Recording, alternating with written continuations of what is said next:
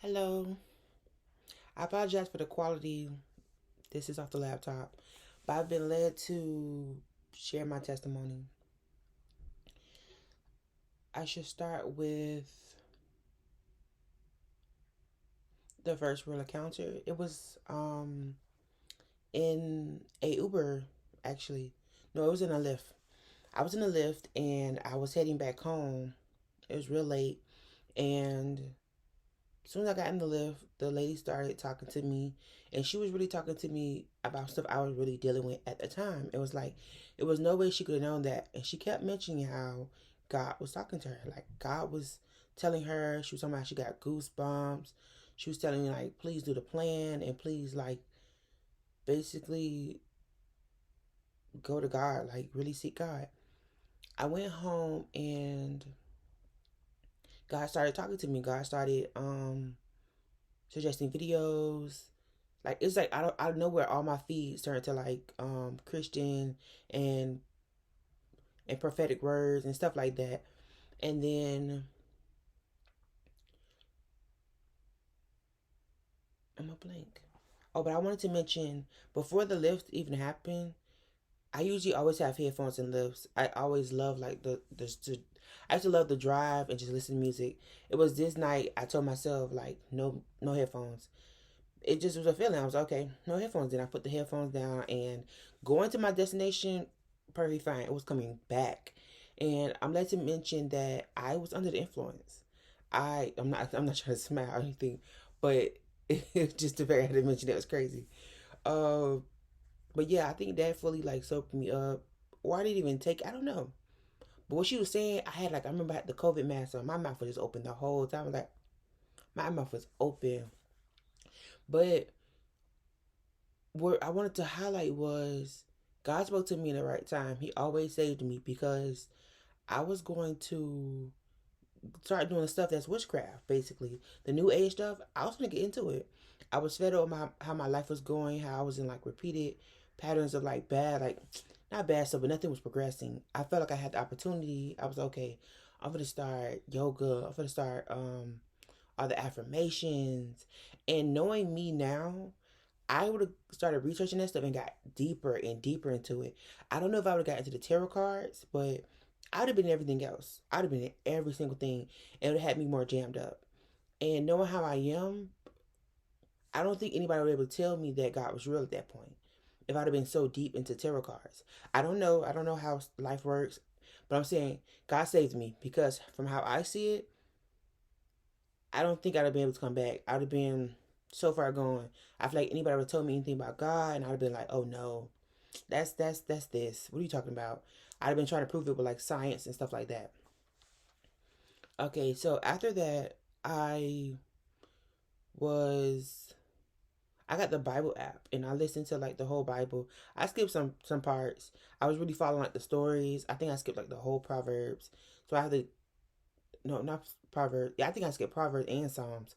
I have to go back and that I have to go back and read and listen to those now.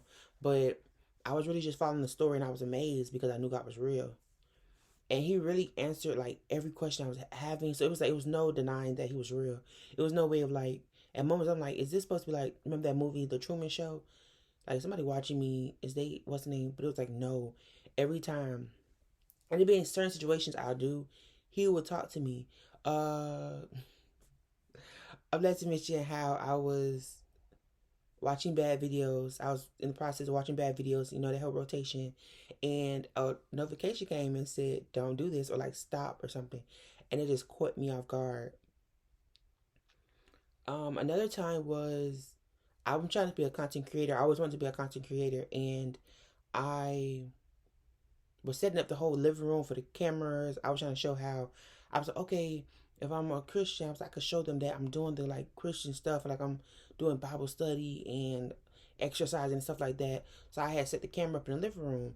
I think as I was setting the camera up, or I was going back to look at the video, I seen another notification pop up and it said, "You're lying to yourself."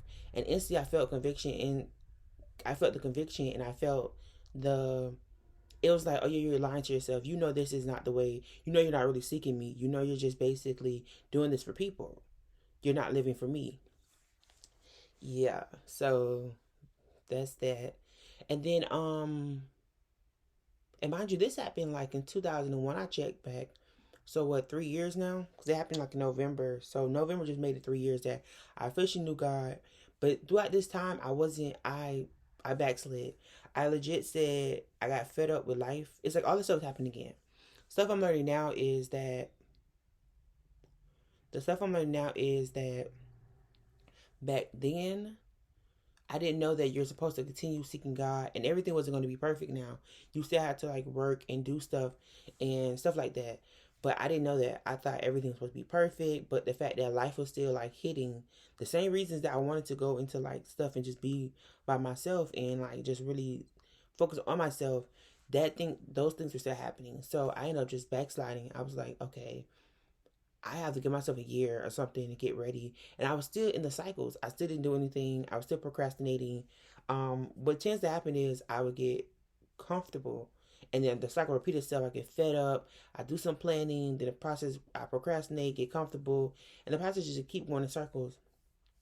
And mind you, that turned to like 2 years. But during that time, I still knew it was aware of God. And I was just noticing so much stuff. I couldn't enjoy a lot of TV shows or I like have to like try to like try my best to ignore it. Everything was like demonic. Every single show had to some way disrespect God. Like it was just making me notice stuff. And then as I was like during those times of me backsliding, I felt for people that didn't know God. Like I was making the conscious choice of not choosing to live for God, but a lot of people didn't know God. And then I thought about myself, like, if I knew God probably sooner, I probably would have made decisions I did. But I'm not trying to think about that because we're here now. But I'm trying to say, currently at the point I'm at, and I feel like I couldn't tell them about God because they're gonna look at me like, if God's so great, why are you not living for Him? If God's so great, why? Like how I feel, how people talk about God. When I ask them, like, "Oh, you're a Christian," like I ask them a situation, they wouldn't. It wouldn't do it for me. I'm led to talk about how I seen this video from Devotions with Demarcus. I think I know Devotion that says the name Demarcus, but on one of his videos he talked about how a lady came up to him in the store and she was asking him about like ripe avocados or something like that, and okay, hold up. A lady came up to him in the store and asked him about avocados, like which one to buy, and he was basically trying to say like he doesn't know, and he didn't want to be rude and tell her like, oh, you can Google it because he didn't want her to be offended. So she was like, oh, okay. Then she walked away. Then it made him think about people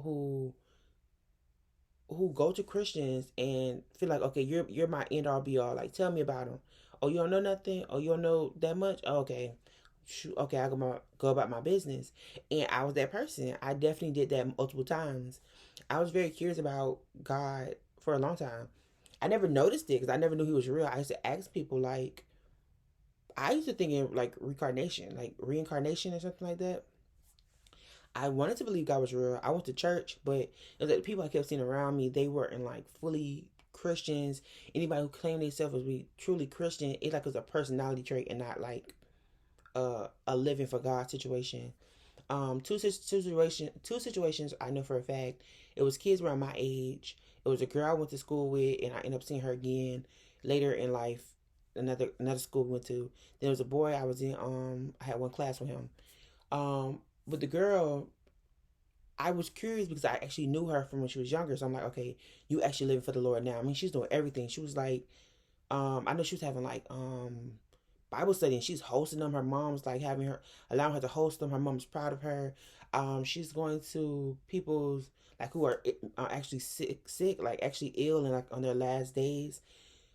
She's helping like doing repentance for them, like helping them to repent so they'll go to heaven, right? So, oh yeah, to also mention that's another nugget. Just a little side note. I used to have a problem with the religion and like I guess God because I used to feel like, oh, you telling me somebody could do something really bad to me, everybody could do real horrible in life, and out of nowhere they can switch to being, they can say they repent and could just go to heaven. So I didn't, I don't know, I just didn't like that the idea. Or now I'm understanding a little much better, and that has to relate with the prodigal son and him coming back. When I first heard that story, I was kind of upset, and it kind of threw me off a little bit back too, because I was like, yeah, the other son is doing work. It just, I was thinking about myself, I think, at the time, so that's what happened. But to come back to that, think I'm talking about the girl now. Okay, with her, she was doing all this good stuff. I even went to church with her and all, but when I asked her, her explanation to me didn't like push me. That's what I'm saying. I expected somebody to get like a deep story, and I expected them to like really convert me to God and understand God. I used to also ask a lot, ask people, I'm all over, I'm sorry. I used to ask people a lot, like, who, like, what's the difference? Who's Jesus? Who's God? They'd be like, both are God. I'm like, and they always say that. That's all they say. Like, yeah, he's God.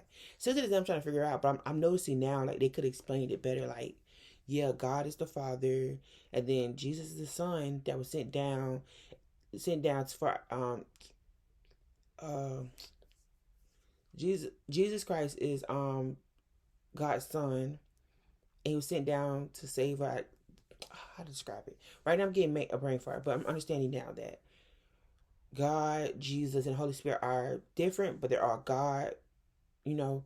But I'm saying they could have explained it any better. Like, I feel like if you were so deep into Christianity, I feel like that would be the baseline of it. Like, you should know those. And still, to me, I'm trying to figure it out, but I'm not trying to force anything. I'm going too much. But okay, back to them. Back to the people. I'm going to make sure I edit this. Back to the people. Hopefully I do. Back to them. For her, I asked her, like, I hope it's not wrong or disrespectful to share her story. I'm not saying her name, but her story was her parents having a domestic violence dispute, and I believe she said she went outside to the steps and she prayed to God. I don't know exactly what she. I don't remember what she said. She prayed to God, but she said she prayed to God, and she was like, "Yeah." And I was so confused. I was so lost. I was like, "Okay." I didn't even went to church with her, and then the church was so. It was like this massive church, and at that time I was thinking about like the. I'm not let to speak on it, so I'm leaving it alone. No, I'm gonna speak on it. We went to. I was just so overwhelmed, and I see everybody like shouting. It like it was TV. I don't know, broadcast on what channel. I don't know, but it was like a youth thing. It was like a whole bunch of kids in buses. It was late at night. At some point, I was like, I'm trusting. I'm really trusting her because, and I think she had some other kids from the school went too. I'm really trusting her. They're in the bus singing. You can see other buses coming in. A bunch of kids come from everywhere. I'm just trying to make sure I stay attached to her so we leave when it's time. Because in my mindset back then was also that like churches and mega churches and all that stuff was like scams. They want your money. The deliverance and stuff, people falling on the thing, people falling in the front, it's fake. People just doing the most, and it was camera. So I'm thinking like, yeah, they got these kids doing this. I don't know how she got involved with this. I have no idea. Um, yeah, I don't even know how she got all us to go. It was like 4 or 5 of us. But yeah, I'm so used to snapping on a recording, but I still supposed to because this is audio. But another one was a, a, a young man, and his story is I'm dead. It was a young man. Somebody, I don't know. I didn't even ask. Somebody else just told me right. I'm like, yeah, I'm a Christian. I guess the girl sit behind me. Then he sat behind her. So she was like, yeah, he's a Christian. I was like, oh, for real? He was like, yeah. And I asked him like, how did you become Christian? I hope once again it's not disrespectful to share anybody's story or they may get offended. I hope not if they ever see this. But he said what happened with him was, I believe of his auntie and cousin and stuff, they lost their home or something, and they go to church. So they came to live with them, and he said like their home wasn't big enough for his family and theirs, so he's to be aggravated with them. He said one day they asked him, "Are you going to church with us?" And he rolled his eyes and basically like, "No, I'm not doing that." And he went back to sleep.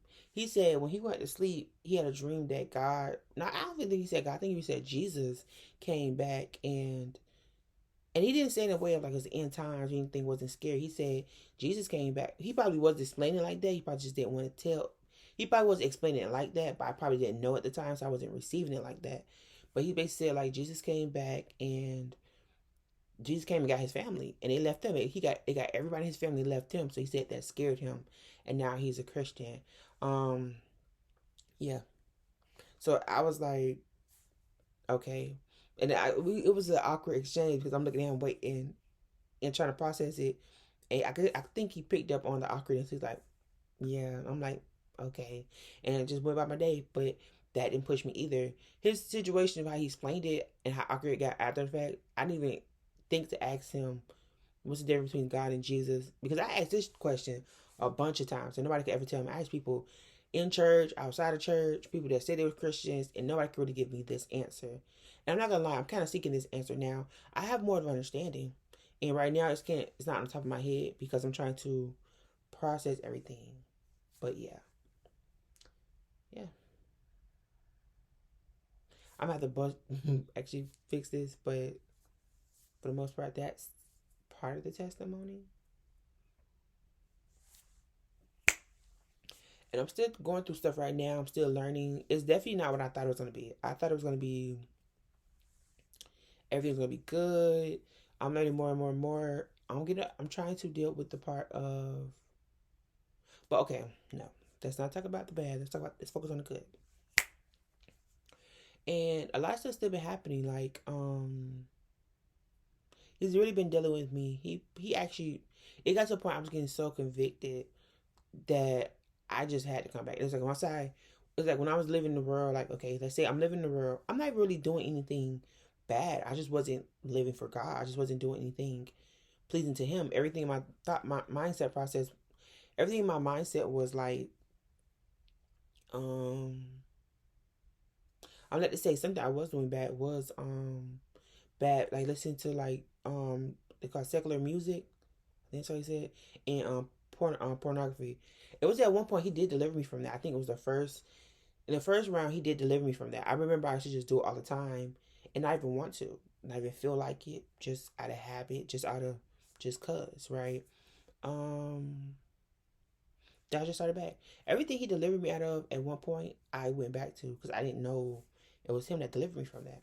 Or I'm led to say about the time that I was in a relationship and I didn't know how attached I was to this person. It's like I always tried to leave, but something would happen and I would feel bad and stay or something like that. It would be the repeated pattern, repeated pattern, repeated pattern. I really was going to leave, but I guess the enemy just found a way to just put me right back in the situation. But at the end, it was like, I know I gotta leave. I have no choice because it was a situation that I couldn't do nothing for. I couldn't do nothing at that point, right? So I said, I'm done. And I felt I guess the stronghold was broken. I felt like a lock on my chest. I felt like I had a like those football players like them they chest, no chest, but I mean their shoulder, that shoulder pad and all that go down to the chest, all that. I had that on. It's like it was unlocked, and then the whole thing just flew into like to bird. I think like doves. I was sitting right here on the floor, and it all flew up, and I didn't have any emotion at that point. I was like, we never talk again. I was perfectly fine. I didn't feel no bad about it. I was like, I'm done. I was on the phone. I just kept repeating. I'm like, I'm done. I felt it happen. I was like, I'm done.